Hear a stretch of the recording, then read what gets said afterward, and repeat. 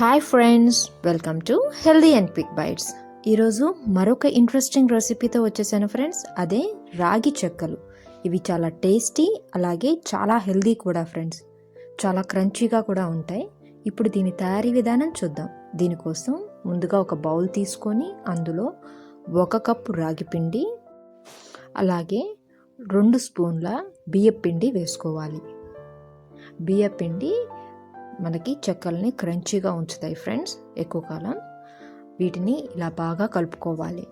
ఇలా కలుపుకున్న తర్వాత దీన్ని పక్కన పెట్టేసుకోవాలి ఫ్రెండ్స్. ఇప్పుడు వేరొక గిన్నె తీసుకొని అందులో 1/4 కప్పు వాటర్ పోసుకొని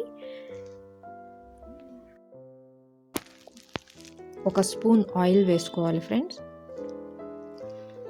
వీటిని కొంచెం కాగనివ్వాలి.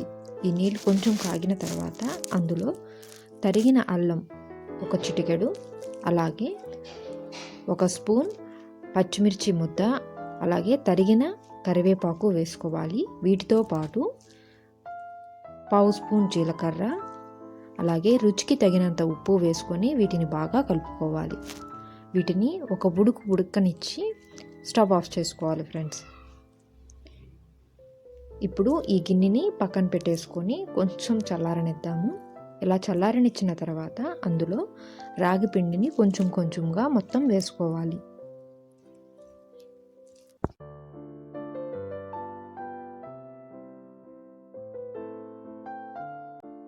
ఇలా రాగి పిండి అంతా వేసేసుకున్న తర్వాత ఒక విస్కర్తో వేడి నీళ్లు ఆ రాగి పిండిలోకి కలిసేలాగా బాగా కలుపుకోవాలి.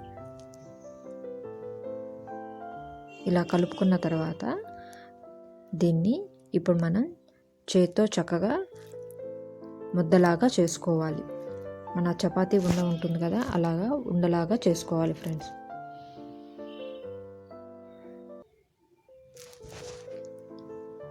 ఇలా ఉండగా చేసుకొని ఒక 10 నిమిషాలు పక్కన పెట్టుకోవాలి. 10 నిమిషాల తర్వాత కొంచెం కొంచెం తీసుకొని చిన్న చిన్న ఉండల్లాగా చేసి పక్కన పెట్టుకోవాలి. లేదా ఇలాగే ఉండలా చేసుకొని ఒక బటర్ పేపర్ మీద ఇలా ప్రెస్ చేస్తూ చక్కగా రౌండ్గా వచ్చేటట్టు చేసుకోవాలి ఫ్రెండ్స్. ఇవి పలసగా ఉండేటట్టుగా ఒత్తుకుంటూ రావాలి. మొత్తం అంతా ఈవెన్గా రౌండ్గా వచ్చేటట్టు చూసుకోవాలి. ఇలా రౌండ్గా వచ్చిన తర్వాత ఇప్పుడు మధ్యలో ఒక చిన్న హోల్ చేసుకోవాలి. ఇలా చేసుకుంటే మనకి మధ్యలో కూడా పిండి బాగా ఉడుకుతుంది, అలాగే ఎక్కువ టైం క్రంచీగా ఉంటుంది. ఇప్పుడు దీన్ని తీసి పక్కన పెట్టుకోవాలి. ఇలాగే మిగతావి కూడా చేసుకోవాలి ఫ్రెండ్స్. ఒకటి నేను చేత్తో చూపించాను, అలా కాకుండా ఏదన్నా పూరి ప్రెస్ చేసే దాంతో కూడా చేసుకోవచ్చు. అవి ఇలా ఫ్లాట్గా రౌండ్గా కూడా వస్తాయి ఫ్రెండ్స్. ఇదిగోండి, ఒకటి చేత్తో చేసింది, మిగతావి పూరి ప్రెషర్తో ప్రెస్ చేసినవి. చూసారు కదా, ఇలా రౌండ్గా వస్తాయి. మరోపక్క ఒక కడాయి తీసుకొని అందులో డీప్ ఫ్రైకి తగినంత నూనె వేసుకొని నూనె బాగా కాగనివ్వాలి.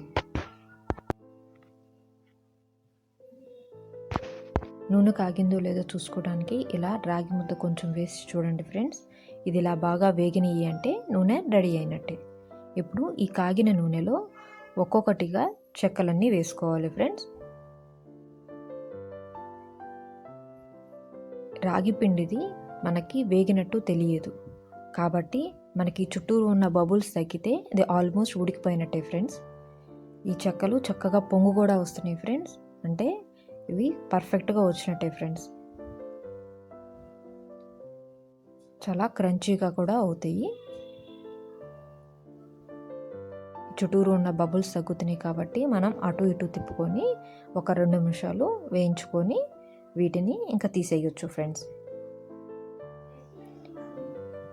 వీటిని ఇలా తీసిన తర్వాత ఒక సర్వింగ్ ప్లేట్ తీసుకొని అందులో ఈ చెక్కలు వేసుకొని సర్వ్ చేసేసుకోవటమే. ఈ చెక్కల్లో బియ్య పిండి వేయటం వల్ల నూనె ఎక్కువగా పీల్చదు ఫ్రెండ్స్. వీటిని 20 డేస్ పైగా స్టోర్ చేసుకోవచ్చు.